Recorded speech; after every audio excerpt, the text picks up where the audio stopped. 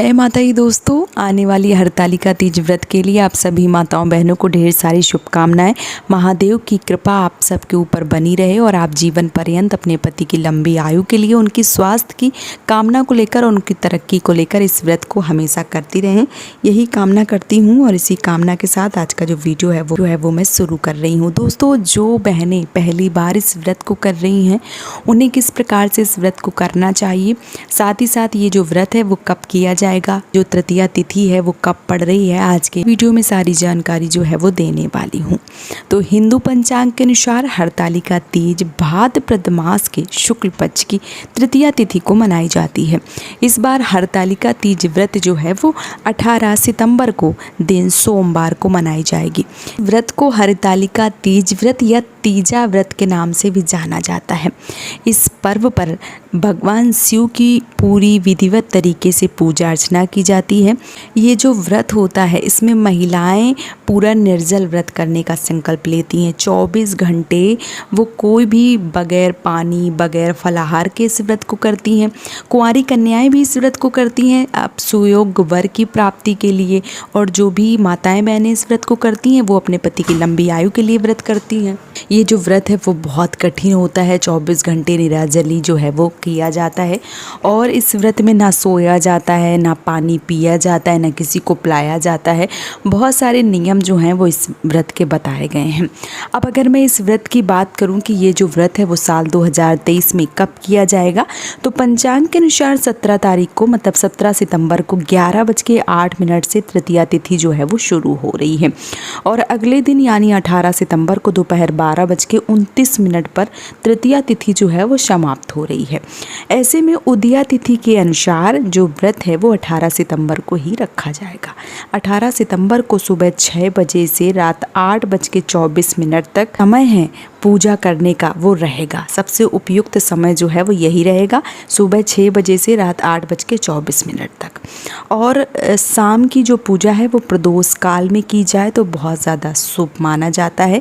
इसलिए जो भी बहनें व्रत करें वो शुभ मुहूर्त पे ही और प्रदोष काल में ही इस व्रत की पूजन करें तो ज़्यादा अच्छा रहेगा। साथ ही साथ बहुत सारी बहनें हैं जो पहली बार इस व्रत को कर रही हैं, उनको बहुत सारी जानकारी जो है वो नहीं है।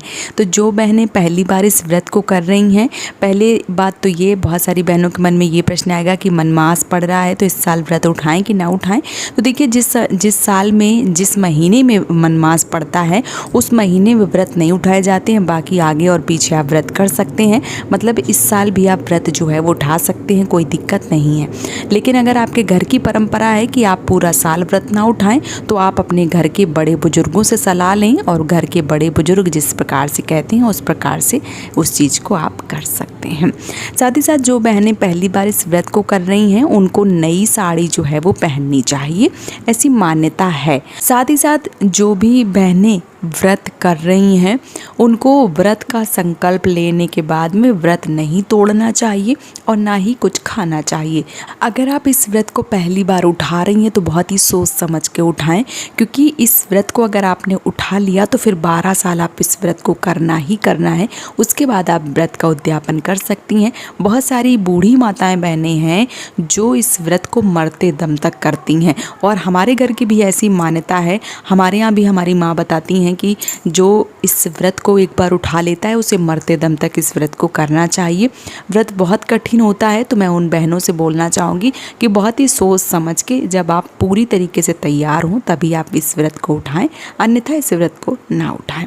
जो भी बहनें इस साल व्रत उठा रही हैं पूरे, वैसे तो सबको ये बात पता होगी, सब बहनें करती हैं, लेकिन जो बहनें इस साल व्रत उठा रही हैं उनको नहीं पता है, तो जब भी आप घर पे पूजा करें फुलैरा ज़रूर बांधें। मतलब जो फूलों की लड़ियाँ हैं वो अपने पूजा घर में जहाँ पे चौकी लगा रही हैं, भगवान को विराजमान कर रही हैं, वहाँ पे फुलैरा ज़रूर बांधें।